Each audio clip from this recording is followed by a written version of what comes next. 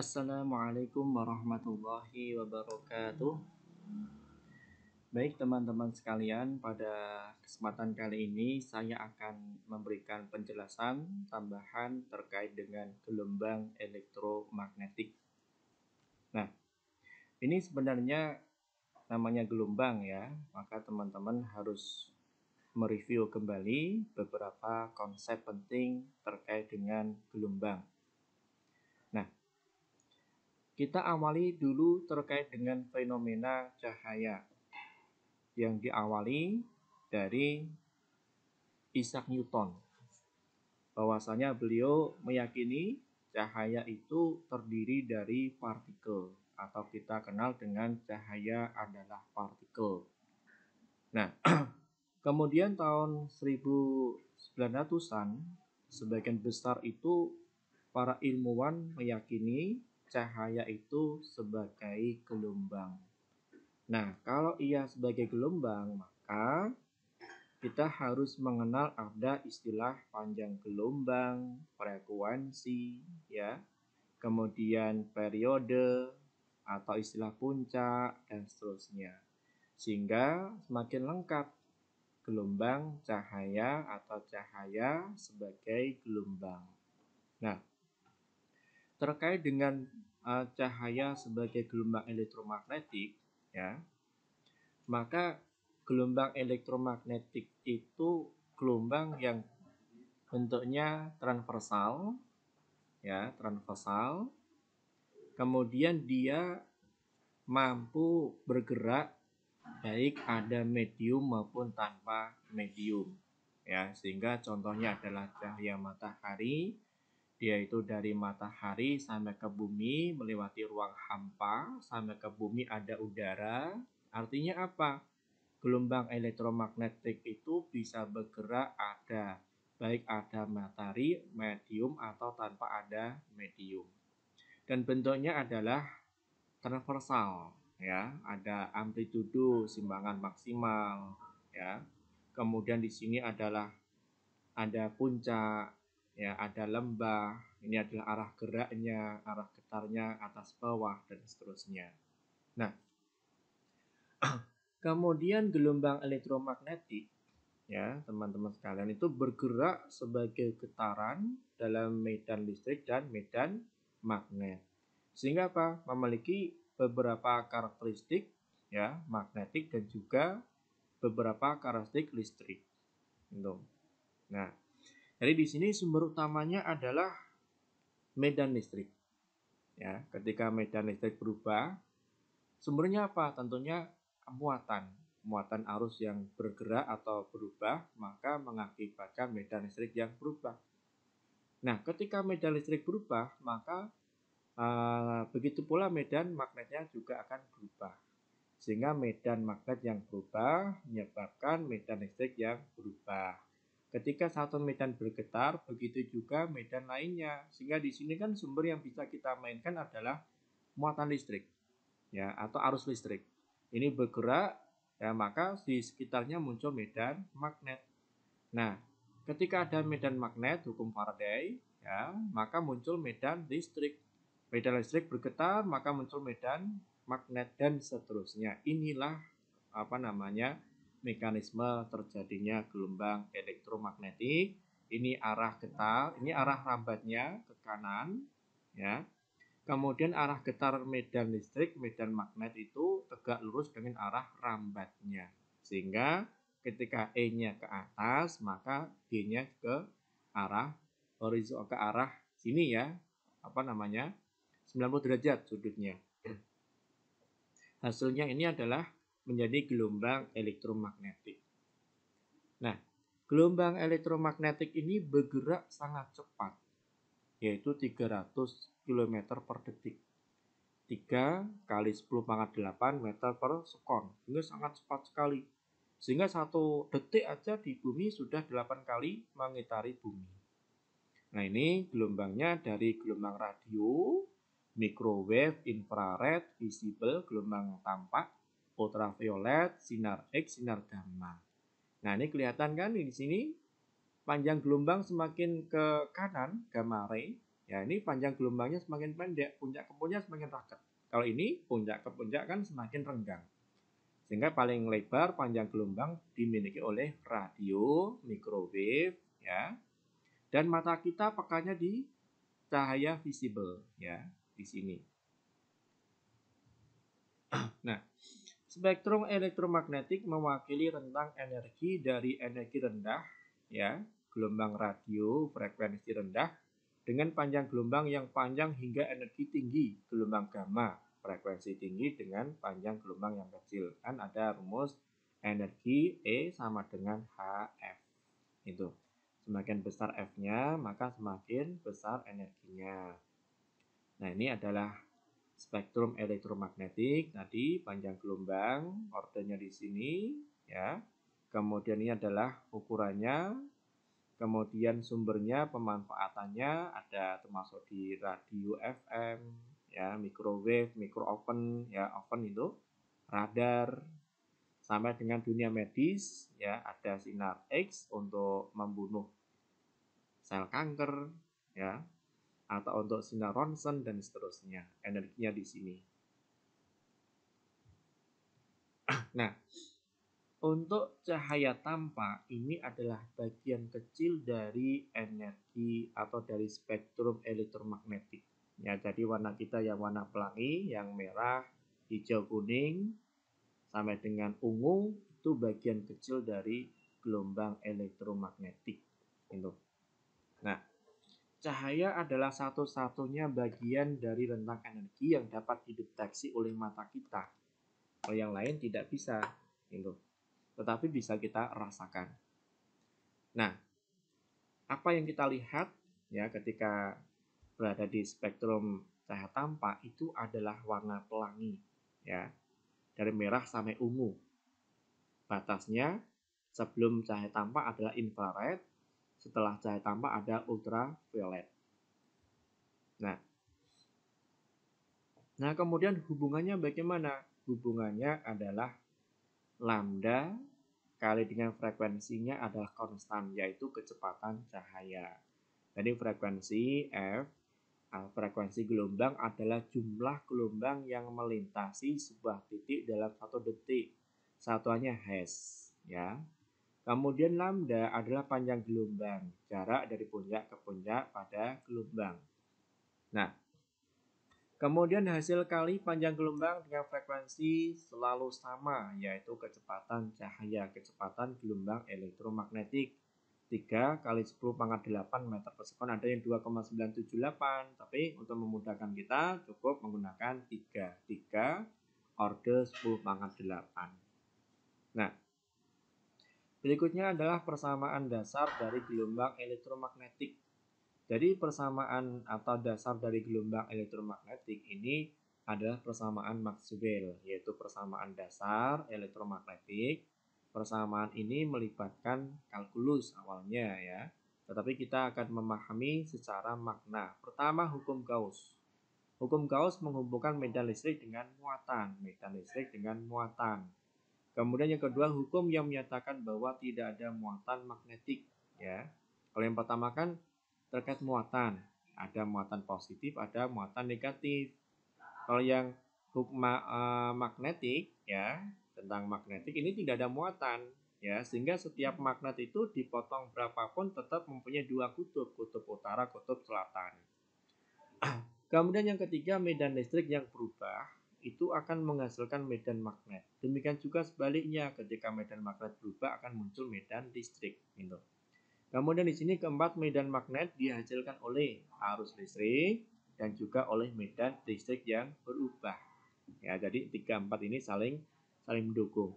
Nah, untuk matematisnya maka rumusnya ini, hukum Gauss elektromagnetik, ya, integral tertutup, ya, bentuk seperti ini, E dot dA Q per epsilon 0. Kenapa? Karena ada muatan yang negatif, ada muatan yang positif. Kalau magnetiknya, hukum Gauss-nya integral tertutup B dot dA 0 karena tidak ada muatan magnetik. Gitu. Hukum Faraday integral E dot dl sama dengan D flux per dt. Ya. Medan listrik yang berubah memunculkan medan magnet yang berubah. Ya. dan sebaliknya adanya medan maka memunculkan adanya medan magnet memungkinkan adanya medan listrik. Kemudian yang keempat adalah hukum Ampere. Integral D dot dl sama dengan mu 0 I plus mu 0 epsilon 0 di flux per dt. Intinya adalah ketika ada medan magnet yang berubah, maka memunculkan ada arus listrik yang mengalir. Gitu.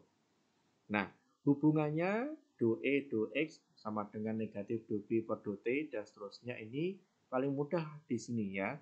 E per B sama dengan C atau C sama dengan 1 akar epsilon 0 mu 0 hasilnya 3 kali 10 pangkat 8 meter per sekon itu. Ini mendukung bahwasanya listrik sama magnet itu adalah ditinjau satu kesatuan, tidak bisa dipisahkan. Nah, sebagai catatan, gelombang elektromagnetik itu sefase, ya, tetapi berbeda orientasi yaitu 90 derajat. Kemudian dalam persamaan gelombang nilai K itu adalah 2pi per lambda. Sehingga kecepatan gelombangnya C sama dengan omega per K, ya. Sehingga C sama dengan ini frekuensi kali lambda. Sehingga setiap saat medan listriknya adalah C kali dengan B. Gitu. Ini cuma contoh ya, fungsi medan listrik, fungsi medan magnet bergantung pada ruang sama waktu, sama dengan bisa cos bisa sin. Ini kan E maksimal cos kx min omega t. Yang B juga sama, B sama dengan cos kx min omega t. Pakai sin juga boleh, maka sin ini juga sin gitu. Akan salah kalau ininya satunya sin, satunya cos. Karena apa? Karena secara teoritis gelombang elektromagnetik itu sefase, ya, sefase tetapi berbeda orientasinya. Satunya arahnya vertikal getarnya, satunya arahnya adalah horizontal. Nah, berikutnya adalah rapat energi listrik dan magnet. Jadi ada UE berarti rapat energi listrik, yang UB rapat energi pada magnet. Ini setengah, ini yang UE ya, rapat energi listrik, setengah epsilon 0 E kuadrat, yang magnet adalah ini juga setengah ya, tapi ini adalah mu 0-nya, jadi B kuadrat dibagi dengan 2 mu 0. Ini adalah konstanta epsilon 0 8,85 kali 10 pangkat min 12 yang mu 0 4pi 10 pangkat min 7. Nah, berikutnya adalah intensitas gelombang. Nah, setiap muatan yang bergerak pada dasarnya memunculkan medan listrik yang berubah. Ketika medan listrik yang berubah, maka memunculkan medan magnet lagi dan seterusnya. Sehingga dalam dia gelombang elektromagnetik itu memancar ke segala arah. Itu seperti bola itu kan ke arah manapun ya. Nah, di sini ada istilah intensitas gelombang elektromagnetik atau laju energi yang dipindahkan melalui gelombang elektromagnetik disebut dengan pointing atau S. Jadi E intensitasnya, T dibagi dengan A. A adalah luasan dalam bentuk bola ya. Ini kan intensitas ya, cahaya ke sana tapi dia akan membentuk luasan yang dilalui adalah bentuk bola, maka 4pi r kuadrat. Nah, ini sama dengan pointing ya, S-nya sama dengan I sama dengan P per A. Nah, kita jabarkan lagi. Jadi untuk yang intensitas gelombang elektromagnetik atau laju energi yang dipindahkan melalui gelombang elektromagnetik atau kita kenal dengan pointing itu adalah I sama dengan S sama dengan P per A. Sedangkan S itu sendiri tadi ya sebenarnya adalah hasil kali vektor E cross B dibagi dengan mu 0 atau per mu 0 E cross B. Nah, E cross B ini kan E kali B kali dengan sin sudut. Yang jelas sudutnya 90 ya, karena dia sefasa cuma beda orientasi, sudutnya 90 sehingga jadi EB. Ketemu ini S sama dengan EB per epsilon 0. Contohnya misalkan tadi fungsinya cos, maka cos semua EB cos kuadrat kx min omega t per epsilon 0. Kalau diambil rata-rata maka cos ini ketemu jadi setengah. Sehingga S intensitas rata-rata, E maksimal, B maksimal ya dibagi dengan 2 mu 0. Nah, dengan menggunakan hubungan B sama dengan E per C dan C sama dengan seperakar mu 0 epsilon 0, maka kita bisa menurunkan rapat energi magnetiknya. UB sama dengan tadi B kuadrat dibagi 2 mu epsilon 0, 2 mu 0. B-nya itu adalah E per C, sehingga E kuadrat per C kuadrat, ya, sehingga menjadi ini, ya. Ini adalah E kuadrat, kemudian mu 0 epsilon 0 per 2 mu 0. Nah, ini kan hubungannya. Ini kan E kuadrat dibagi C kuadrat sama dengan E kuadrat. Sedangkan C ini kan, ini C kuadrat adalah hasilnya ini, ya. Sehingga ini kan C ketemu seper, sehingga ini dikuadratkan, akarnya hilang menjadi mu 0 epsilon 0. Sehingga OB ini adalah setengah epsilon 0 E kuadrat. Sehingga sama, ya. UB sama dengan UE. Sehingga kita bisa mendapatkan hubungan U, rapat energi total pada gelombang elektromagnetik adalah UB ditambah UE sama dengan 2UB, atau 2UE juga boleh sama dengan B kuadrat dibagi dengan mu 0. Nah, kita kembangkan lagi. Jadi rapat energi total di awal, ya. EB dibagi dengan mu 0C. Mungkin ini EB dibagi dengan mu 0C, ya, ini tadi. Nah, EB dibagi dengan mu 0C, ini tadi penguraian sebelumnya. Sedangkan S itu ada hubungannya dengan C kali U, ya. Sehingga S sama dengan I sama dengan P per A. Sedangkan S ini adalah EB per mu 0C, ya. Kalau di awal ya pakai ini B kuadrat per mu 0, gitu kan. Nah,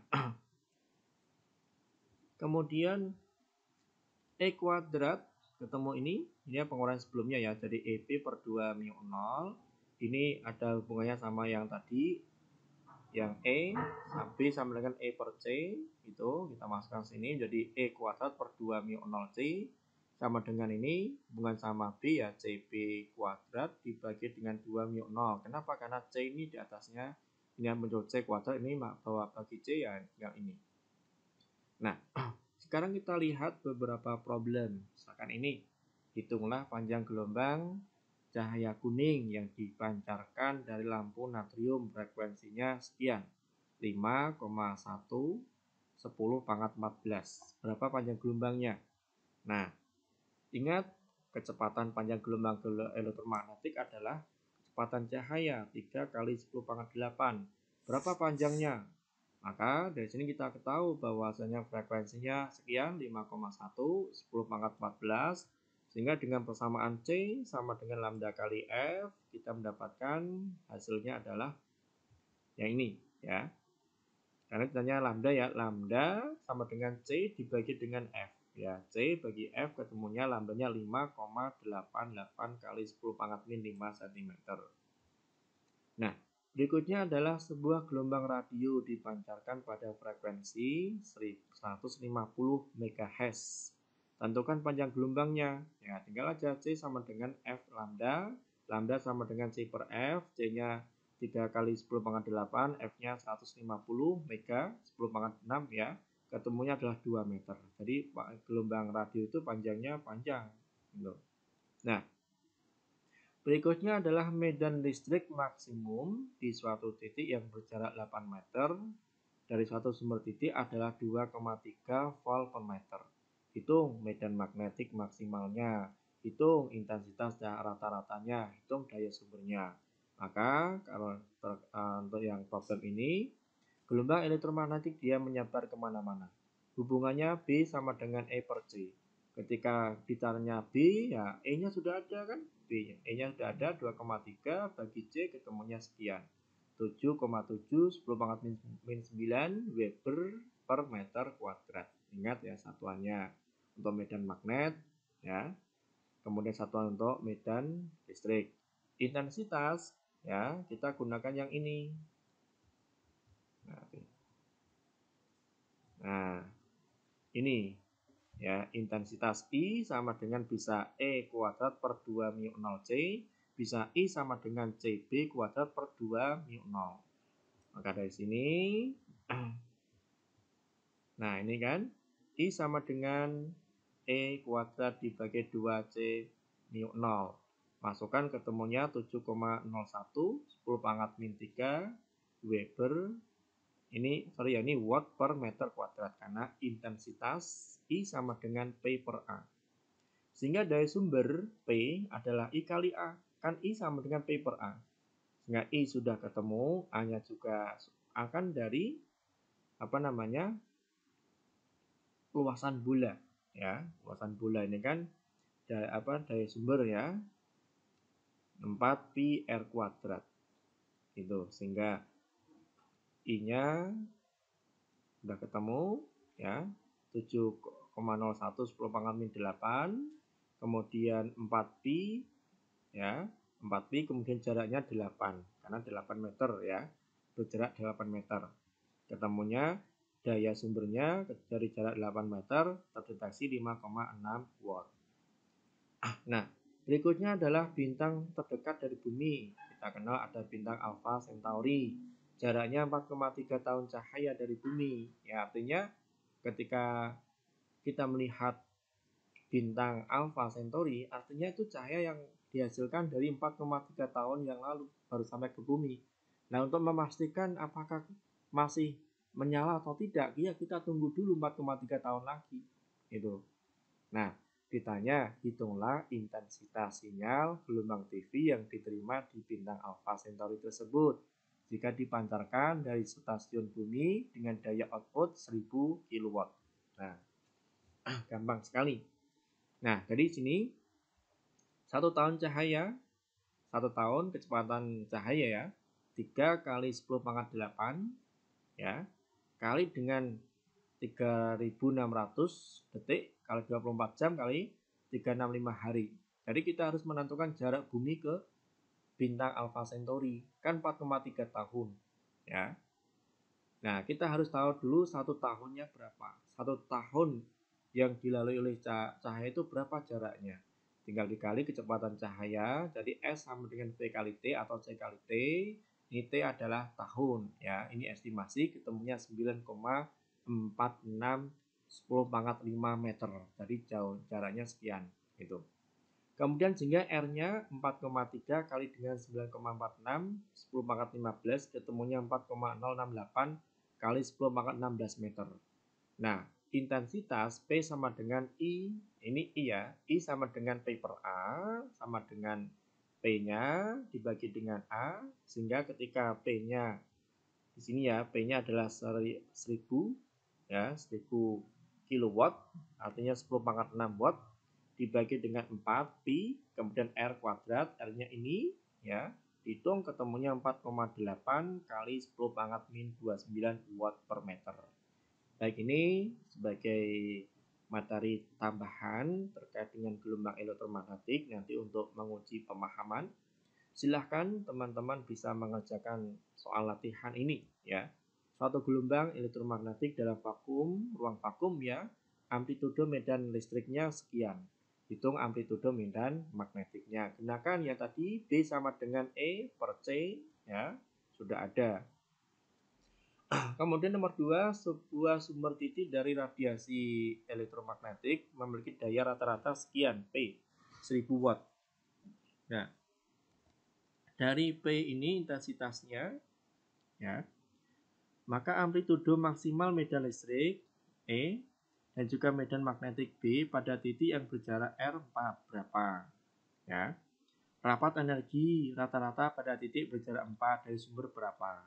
Itu. Gunakan yang tadi hubungan yang S sama dengan I sama dengan P per A, yang S sama dengan banyak tadi ya, bisa digunakan. Nah, nomor 3 adalah sebuah sumber cahaya monokromatik memancarkan daya elektromagnetik 250 watt merata ke segala arah. Hitung rapat energi listrik rata-rata pada jarak 1 meter dari sumber. Hitung rapat energi magnetik rata-rata pada jarak 1 meter dari sumber ya. Tentukan intensitas gelombang pada lokasi tersebut. Ini sebagai latihan. silakan bisa didiskusikan dengan kelompok masing-masing. Sekian untuk materi tambahan. Terima kasih. Wassalamualaikum warahmatullahi wabarakatuh.